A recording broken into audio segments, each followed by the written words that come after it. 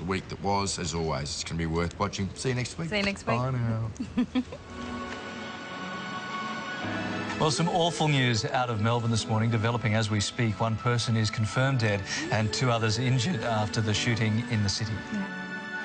When a taxi pulled up on the intersection just behind me here, a man in his 40s jumped out of that cab, dragged a woman from the taxi by the hair.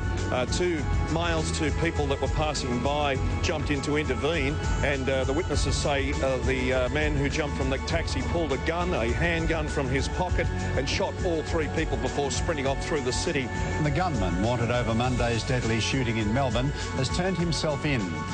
New South Wales has endured torrential rain, wild winds and deadly floods over the past 2 weeks, but the worst could still be on its way. A severe weather warning has been issued from the state's south coast to the mid-north coast. Winds are forecast to reach 125 kilometres an hour, strong enough to tear off roofs, and heavy rain could cause more flash flooding. Places that will be most affected are the coastal fringe. Just how far inland these winds will extend will depend on the ultimate location and depth of that low. The deluge meant traffic and transport chaos as local flooding became a citywide problem. The ferry trip from Manly challenged those travelling after a big breakfast, but at least they were running after an early morning halt.